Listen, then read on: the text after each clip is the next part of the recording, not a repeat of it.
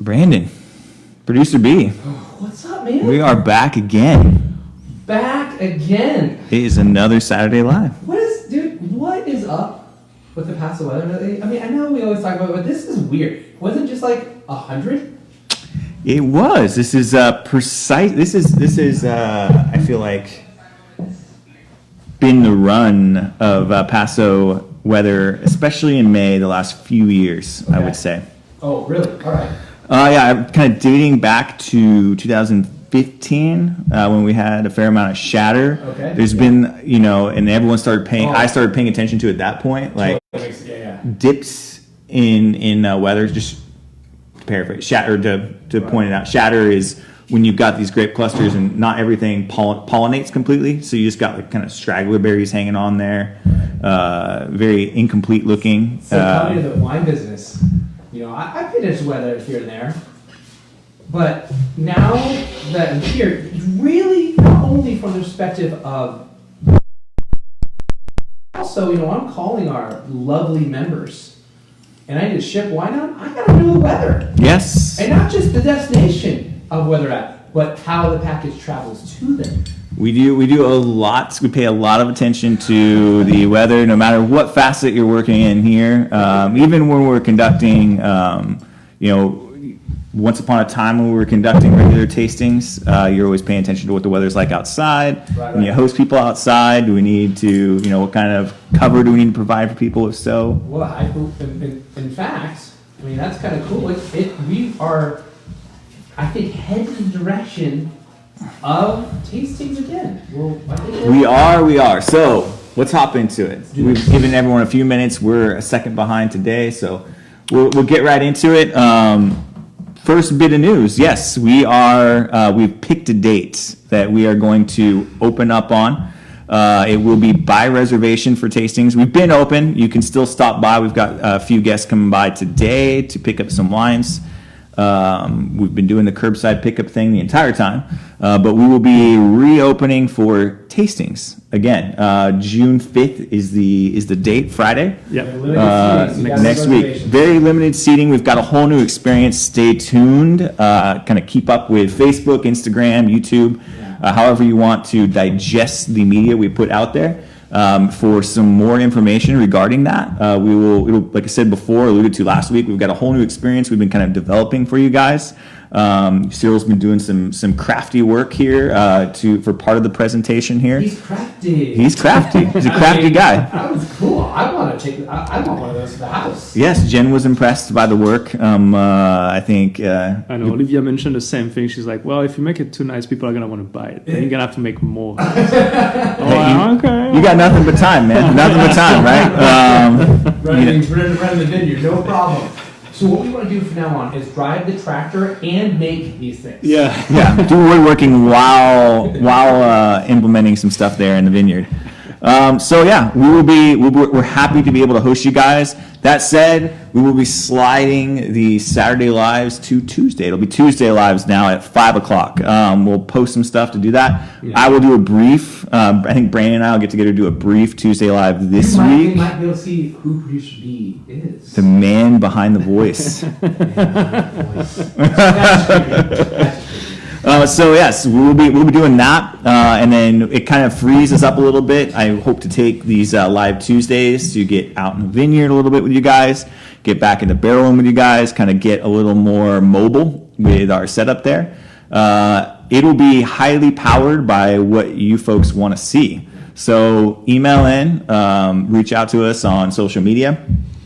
If there's a topic of interest to you, let us know. I'm happy to kind of cover it. There's also this thing called the telephone. You can call us. You can call us too.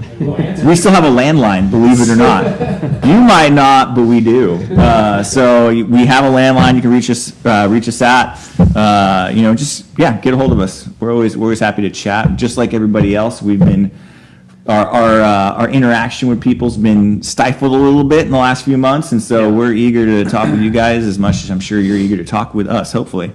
So yes, opening June 5th, that weekend. Reservations are required for us to start, and that's a kind of a mandatory policy. There'll be a few other things to kind of keep an eye on that way. And just as an FYI, tastings now will be conducted by our pond area. I'll let you know that it's outside. It's outside, and we're going to put a cool little marketing so you understand what's going on, what to expect experience-wise as well. You bet, absolutely. So stay tuned for that. Congrats to last week's gift card winners. We had two. And by the way, it's another old saying: the check's in the mail. It's true. The gift cards are in the mail. Terry picked them up personally yesterday. They're coming over, yeah. Yep, it's snail mail, so it takes a little longer. So congrats to Scott Brewer and Rachel Reed. Thank you for both watching, and way to chime in with the correct answers there. We have more gift cards coming, right? Yes, at least one today. At least one? Gotcha. At least one. So, Cyril has a little bit of wine news, or news in the world of wine for us today that he sent over to me. What's your news in the world of wine? Yeah, it's one of those. I think it kind of ties in with the one you tackled a couple of episodes ago. But another singer is pitching and getting his toe wet into the wine world. And this time around, it's Kylie Minogue. Yes. Correct my pronunciation. It's good enough. But yeah, so she is apparently, I just read that last night and sent it over to you. I'm like, oh, wow, that's a funny one. But she is also getting into the rosé bottle. I mean, rosé, it's the thing right now. It's been for a little bit, I feel like, but hey, I guess sponsoring with a big name on a rosé bottle or any kind of product, I'm sure is driving sales, and I think that's what they're looking at there. But she has partnered with a larger group out of the UK, I believe, in particular for that market for sure. I don't know if it's gonna get to the US. I could see that happening though. But it's a rosé wine made out of the Cabernet Sauvignon and Carignan. Yeah, I believe so. So I don't know. It's interesting. I mean, I just have one question for you. Does this mean like you're going to get in the rosé game? I mean, should we all be getting into the rosé game? It's a very popular market. One of the fastest growing. That and Bubbles are the two fastest growing wine segments over the last several years. So definitely plenty of growth again. But yeah, yet another celebrity diving into the rosé world. Yeah, and again, I mean, they don't launch an entire lineup of wines. They're just focusing on one product right now, I guess, and see how that catch on to the masses there. Yeah, apparently she's been working on this for 2 years. Yeah, 2 years commitment there into tasting rosés. So I know how that goes, but that's interesting. I've been tasting rosés for at least 2 years. Yeah, I guess if I go back to early tasting the rosés early on, I've got lots of years under my belt. Of rosé development, if we want to consider that. But yeah, it's yet another celebrity kind of hopping in. The more the merrier. Curious to see how long that lasts and how far she goes with the brand. Yeah, sure. Only for sale in the UK. So you know it's got to be bland and it's and Tesco, pretty lifeless. In the UK, I don't know if you are familiar with Tesco, but I feel like Tesco is one of those discounted price supermarkets. Gotcha. In the UK, and so I mean she's pricing the bottle at £9, nine sterling. So it's, what is it, like probably, I don't know, it's probably $1.8 a pound probably. So I will say like $15-16 a bottle, right around there. Not bad for a bottle of rosé. Not bad for a bottle, but it's pretty competitive priced rosé. So we'll see what the development on that story goes. We'll see. Producer B, are you going to make a rosé? Dude, I'm just going to drink the Band-Aid and rosé away. Okay. Let's just be honest, man. Let's stay in my lane. No. I mean, So my there's rosé is people that like make the wine. You know what I mean? Maybe add some water, a little vodka, spritz it up. Rosé. All right. That's one way of making rosé. You just need one. There you go. All right, so that's news in the world of wine. you guys get some news stories you want to send our way, that would be appreciated as well. I'm always kind of curious to see what people come across. There's all kinds of fun stories out there for sure. So let's hop into this week's wine, the 2017 pick. Yeah, so this 2 week stretch there, we're focusing on the GSM's blend. So we tackled the 5 blocks already, which was focused on the Syrah in the blend. This time around, the pick is the Grenache forward GSM blend that we do here at the Estates. It's all, the main component there is the Grenache, and then follow up by a little bit of Syrah and then a little bit of Mourvèdre as well. This week we're tackling the 17 vintage, so our latest release of it. So that was last summer, and next week we will tackling some of the library wines as well of that pick there. See how things change a little bit in it. Knowing that it is a Grenache, I feel like it's something that matures a little quicker as well. So it's interesting to see how a couple of years down the line those things kind of change and evolve. Yeah, the pick opens up our 3 kind of GSM blends, and so this is always something that's going to, in my mind, I'm looking for something that's more elegant, to start the GSM blends. Not always the case. I mean, we were tasting through the 18s when we were blending them, and the 18s actually, the 18 picks got a little oomph to it. So, I mean, it's kind of starting out with a little bit of a pop. 17, this is very, very pretty, but a really nice mouthfeel. It's not too reserved. It's not going to, it's not super dark. It's not super extractive, but it's got really nice flavor to it. And it's a little different in the fact that typically, you're kind of right. We stick to more of the GSM format. This year's pick, the 17 pick, is actually Grenache followed by Mourvèdre, then Syrah, and just a little pinch of Graciano in there as well. And to me, tasting this morning, the Mourvèdre components on this were really popping. I got like a little salted plum kind of thing going on there. And a little bit nice little leather kind of component to it that the Mourvèdre are bringing in, and then that nice kind of full mid palate that you get kind of from the structure of the Mourvèdre. Yeah, I feel like I became a big fan of Grenache moving out to Paso for sure. I just love the fruit that you get on that. I love the acidity and the lightness of the wine, and so I think this kind of showcases the best of the Grenache, but it's just like you're having a bottle of Grenache, 100% maybe to start off your drinking evening, and then that's your step up. Because after a couple of glasses of a pure Grenache, you kind of need something that expresses maybe a little more on the finish and the mid palate, and I think this is what that does here. It opens up beautifully, and again the Syrah and the Mourvèdre, like you say about the Mourvèdre, I feel like the Syrah brings in a little bit of a bite on the finish of the wine there, which I really enjoy. Yeah, a little bite, a little color to it.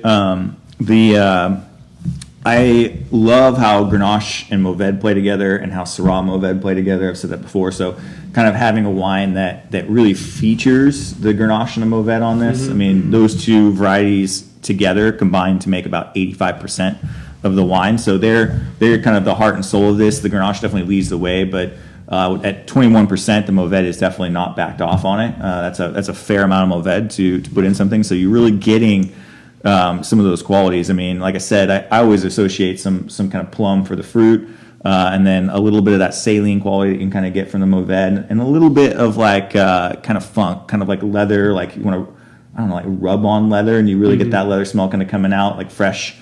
I get a little bit of that in there with the Mourvèdre.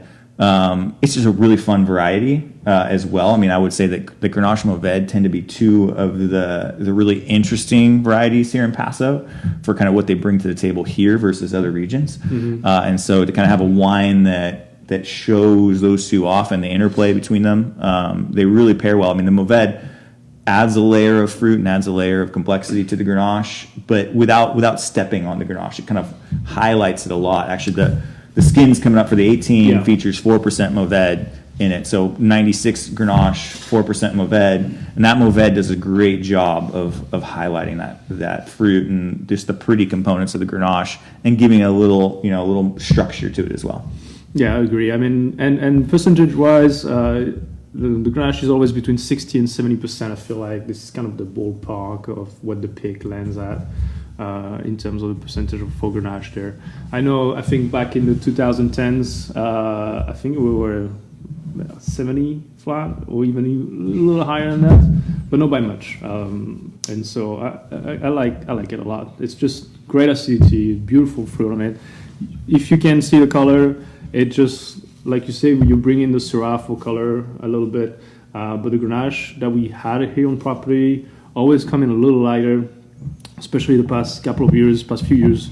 I know Terry 10 years ago was mentioning how the Grenache came in a little darker, but it hasn't been the case in the past few years. So for us here, the Grenache, it's just beautiful, vibrant color. Yeah, I mean, I think the Grenache, like Pinot Noir, can be prone to bleaching when we get really long spells of heat out here. And so some years you get it, some years you get a little more color. I'd say 18 was actually a pretty fantastic year for color in Grenache. Again, yet another reason why I'm just really looking forward to rolling those wines out is that, just kind of not only on the palate, but visually the wines are pretty stunning for 18. Mm-hmm. Nice, yeah. Like a lot. We ready? Oh, yeah. I'll give the plate. Yeah. So yeah, the guest. You want to introduce the guest that we got today? Who do we have coming today? So we got a great friend of mine who is actually in my wedding party. I can't say that about any other guests that we've had, or any other guests that we have moving forward. You never know. But a great friend of mine who has just done a remarkable job, kind of around the Central Coast, and has now moved forward. You can hop on in. Yeah, hop on, Chris. Absolutely. I will relinquish his seat. I'll leave you my seat. And we need to get him some wine too. Yes, we definitely do. So, Chris Closser. Chris, welcome. Thank you. So, Chris is opening up a place down in Yorba Linda, right, Wednesday. So, very gracious of you to make the trip up late last night to be here today. Really appreciate it. You were... Man, so Chris and I worked together at Sancho's, Senior Sancho's here on Creston Road, which is a long time ago at this point. Was it like 13 years? I think so, believe so. But, we both kind of ended up segueing into wine industry for a while. You working out at Niner, you were there for how long? I was at Niner for 4 years. Nice. Yeah. Well, I was actually there for like 5.5 years. Executive chef for 4. One of my favorite experiences at Niner is a fog catcher dinner, and I had the fog catcher. Chris made the food. Oh my gosh, it was insane. It was so good. Oh yeah. It was really solid. How you had some things that complemented and some things that contrasted. That were really neat. Yeah. So it was, you were out there for a lot of accolades. I know that we have a lot of wine club members that are definitely the foodie kind of wine club members. Everybody made sure to pit stop out there while you've been out there. Amazing food. It's a lot of people that have had complaints about a lot of other places, but I had never heard of a complaint while your tenure over there. So very impressive. So what out of the GSM did you decide to throw together for us today? Pan-seared duck breast. There it is. With butter, brown butter, roasted celery root puree, Vidalia onion, fennel salad. Nice. Little citrette on there. GSM rehydrated. Literally use the GSM. Tart, yeah, just a little, so you drink the rest. To rehydrate the cherries, make the sauce out of it, a little syrup, and blackberries. Nice. It's just a fun looking dish, Chris. Yeah. It looks fun. You know what I mean? It just screams "eat me" and have fun doing it, and smile at every bite.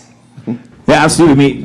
You're the only person to use the wine in the recipe like we were talking about beforehand, which is fantastic. Always fun to do. I think people tend to only use certain wines for the cooking wines, and it's not. I was always kind of taught if it's a good wine, it's good to cook with. I mean, I definitely agree. Use sparingly, so you have plenty to indulge yourself with yourself. But It's cooking wine. You drink it while you cook. yeah, absolutely, absolutely. Every once in a while, you use some of it for the food. Perfect. So, you kind of with regards to the duck and kind of the cherries and things like that? Do you think about like you taste the wine, you get those components from it, or are you just kind of looking at classical pairings with stuff? Taste the wine, get the components. If there's like to bring it all the way around. So let's say the wine, it needed just a little more acidity. So instead of blueberries, use blackberries. Things like that. The darker fruits, obviously, it's a Rhone. So it's fairly classic. But needs a little fat on the top end. So you got your brown butter, your duck, use the pan juice on there. And the spiciness from the watercress. Nice little pop to it. Yeah. Love it. Absolutely Sweet love it. onion. One of the things I noted on there, I mean, I think that duck tends to be a protein that sometimes people at home will shy away from because they're kind of like not exactly sure how to cook it, properly render the fat on it. I noticed you said start with the cold pan. Yes. And let it warm up. Yeah, definitely. So you turn that skin into basically a chicharron. Nice. Yeah, and cook it about 80% through. Well, through to your liking. Medium rare, I prefer, and I hope everyone does it. You're not going to get salmonella. Ducks don't get salmonella. But medium rare, just low and slow. Bring it up for a good duck press like these ones before. It only took like 7 minutes, and then just flip it, little base, good. Perfect. Save the duck fat. Yes, absolutely, absolutely. It's expensive. It is. Perfect. I mean, that's like I said, really helpful to me. Because again, people get a little wishy-washy when using that particular protein. No reason not to use it. I mean, absolutely perfect. Especially pairing yourself with passive wines. If we learned anything, duck is a very viable option for you. Oh, very much so. So let's see here. If you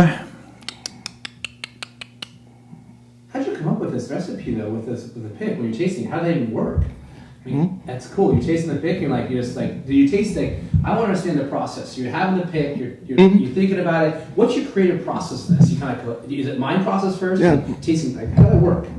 You just sit down. I'm going to make a dish. I got this. Phil gave me a bottle of wine. Let's do it. And so we pop it open. I let it breathe for like 15 minutes or so. First, right off the bat, give it a taste. Just cork. Right off the bat, let it mellow down just a little. And then taste it again. See how it works after it's been aired out for a little bit. And I did that a third time as well after like 3 hours to kind of like map the full progress. Yes, exactly. And so right off the bat, this is it? Yep. All right, it was dry. So fat. So you need fat in there, in the dish. So usually when you make a dish, I start off, well, most people need starch, veg, protein, whatever. And so think of starch. What can I make?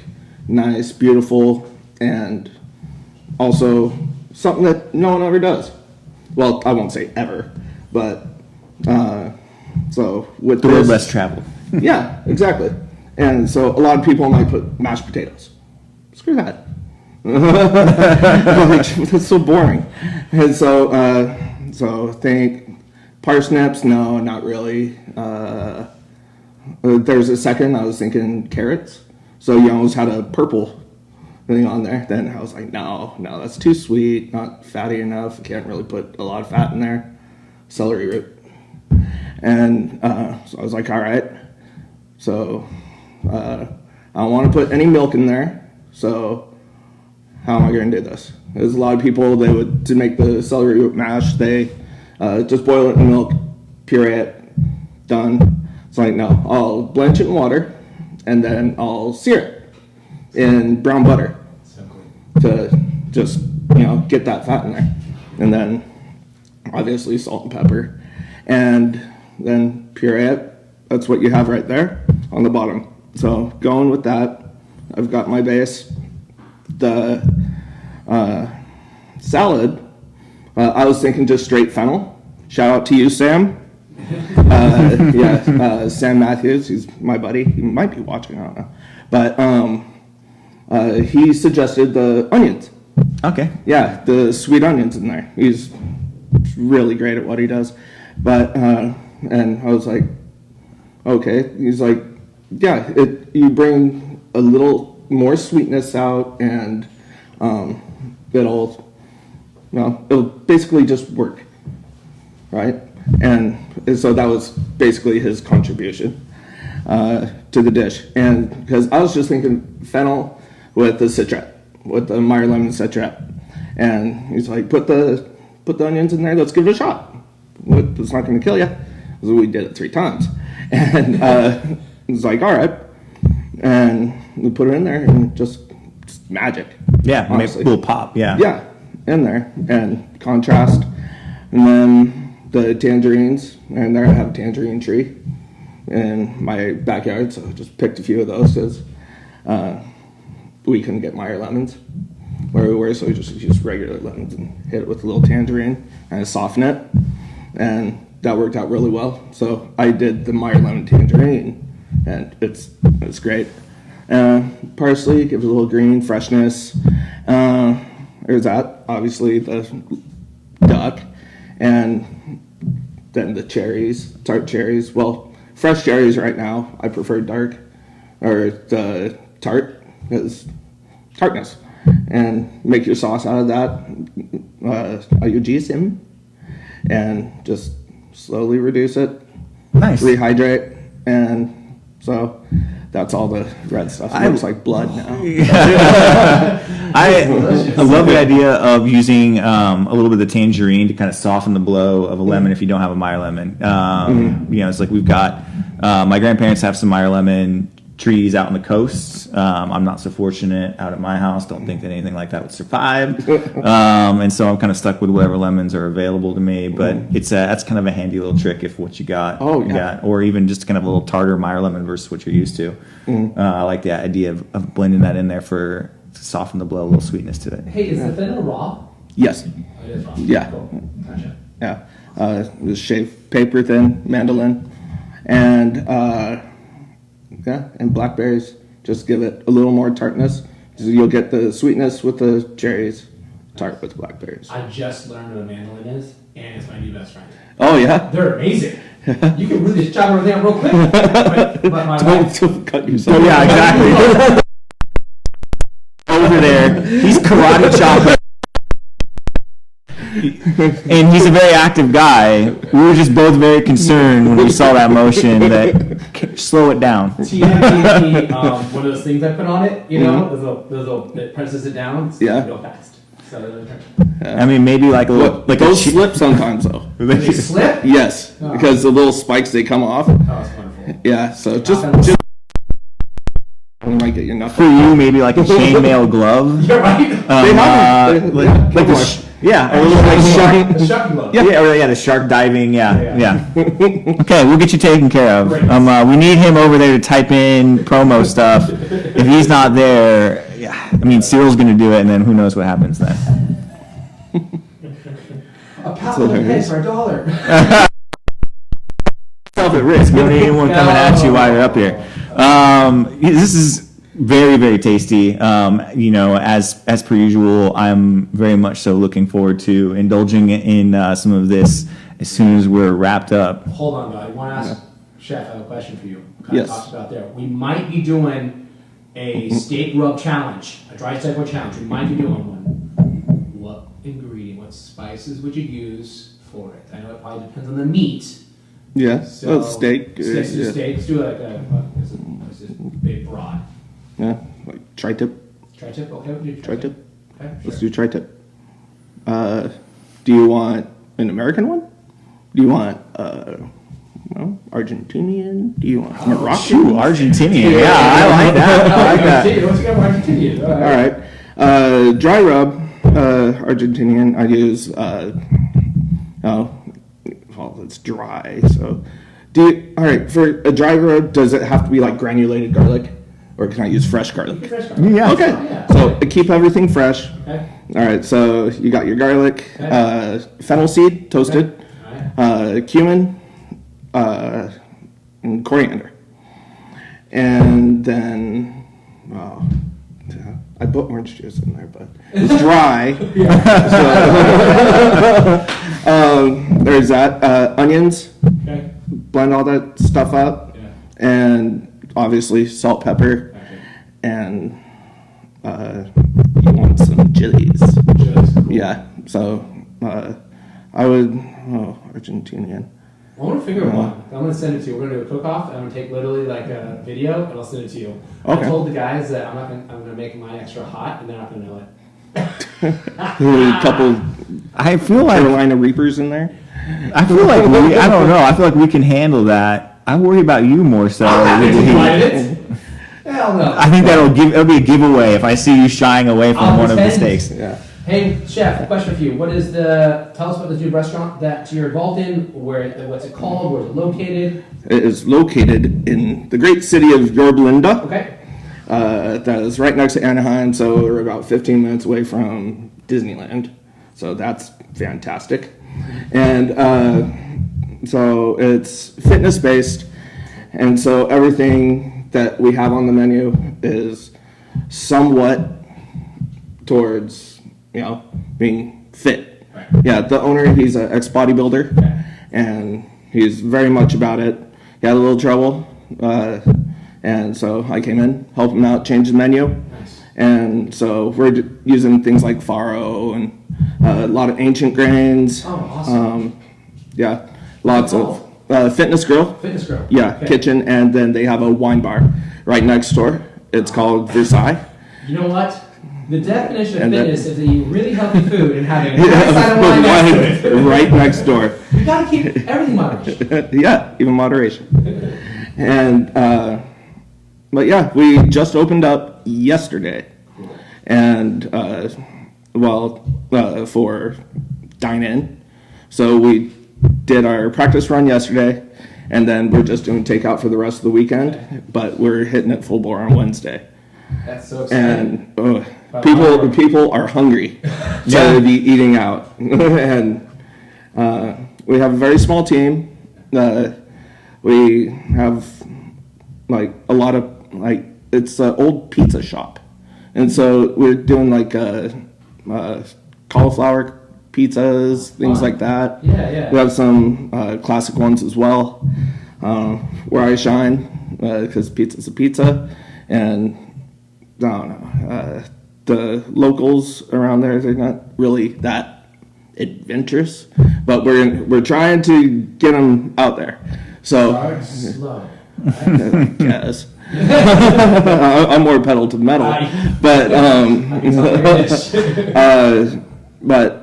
with the salads, things like that, cauliflower salad. So I took that. I used to have it at Niner. It's great salad, roasted cauliflower, fennel, and little balsamic reduction on there, and dandelion greens with oranges, and pine nuts, and pecorino.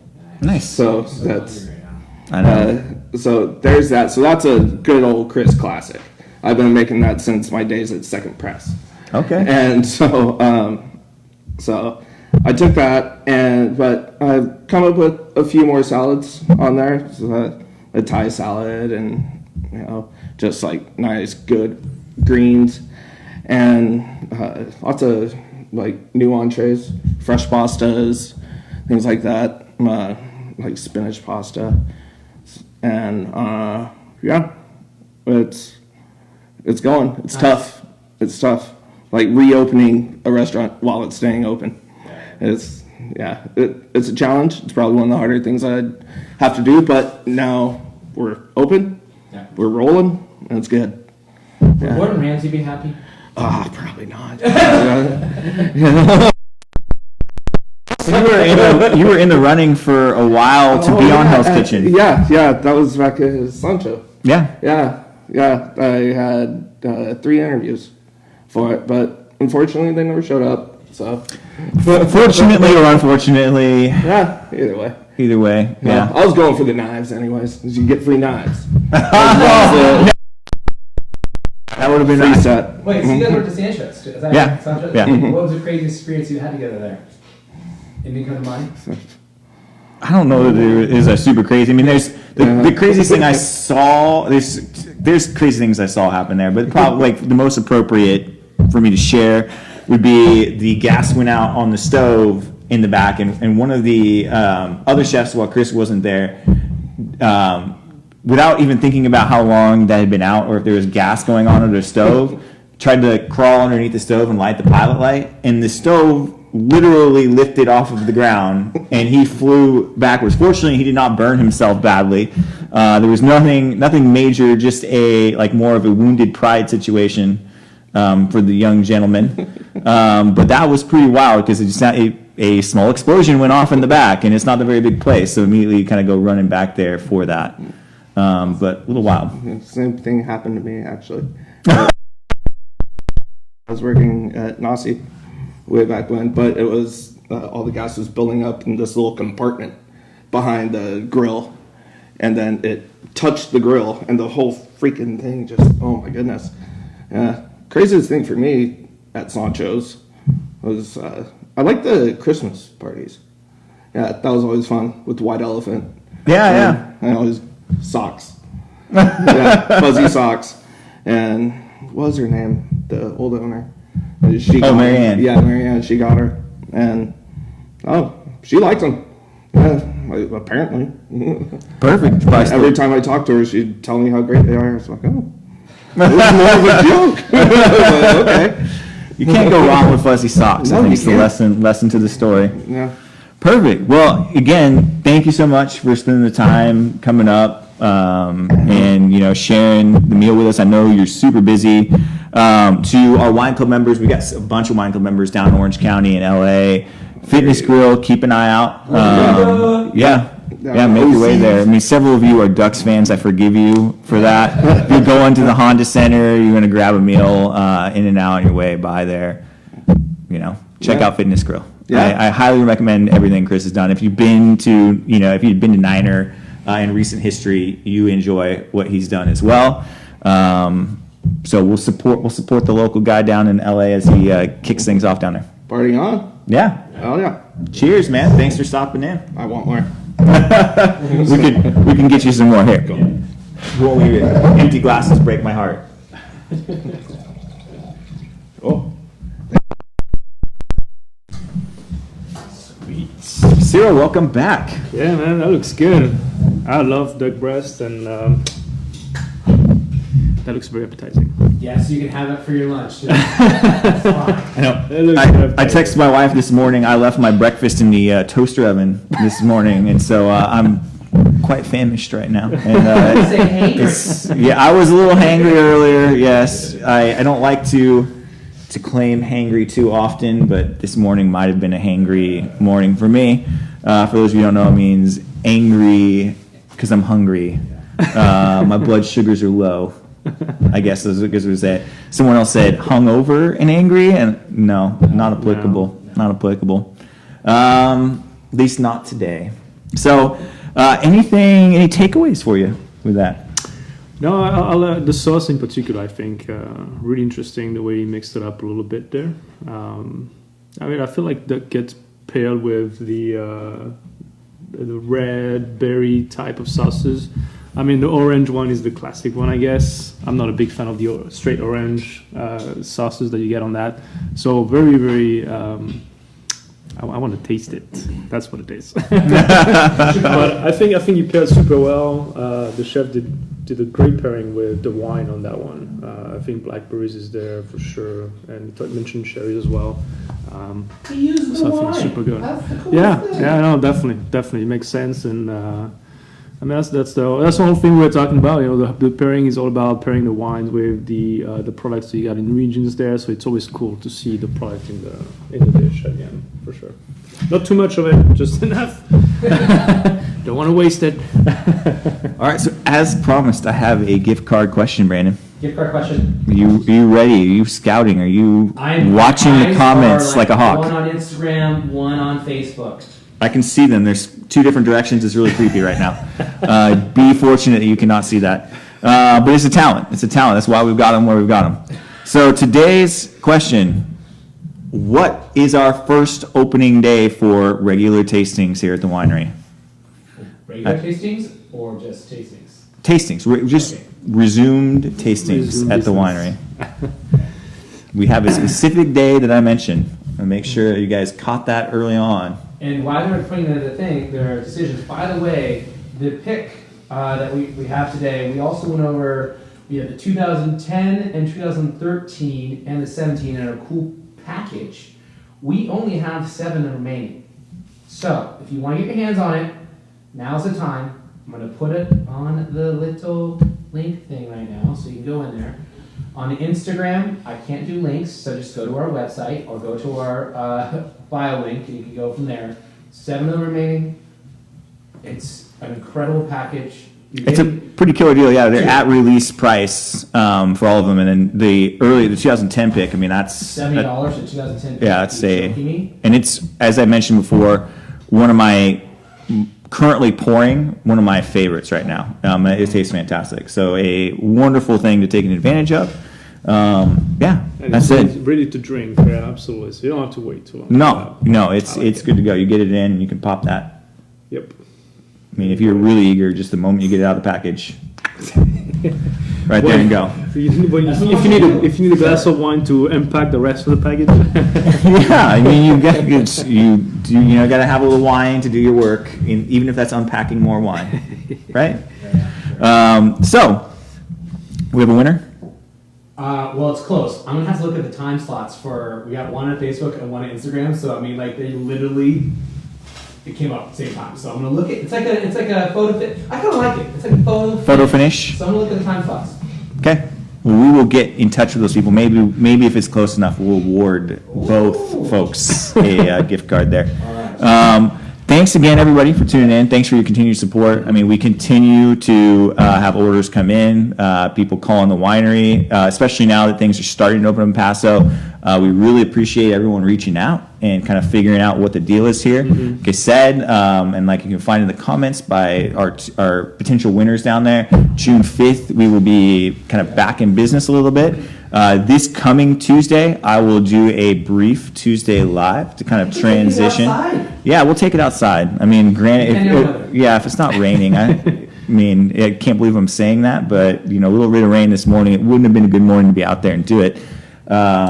Plus, it's been pretty blustery. You probably have a hard time hearing anything that we were saying, even with some mics out there. But this Tuesday, hopefully, we'll be outside. I'll plan a little bit of something special for you guys to tune in for that. And we'll continue to roll through some of these wines as we go through the summer. I'm also going to look for some special guests to come, some folks from Cooperages perhaps, talk a little bit about barrels. We can talk a little bit about corks. What are you guys interested in? Feel free to reach out, let us know. Be happy to do that. And we'll be happy to kind of transition into a little newer live format during this time frame. Tuesday at 5. Starting now. Yep, absolutely. Anything else, you guys? No, I think that's it. Ready to go.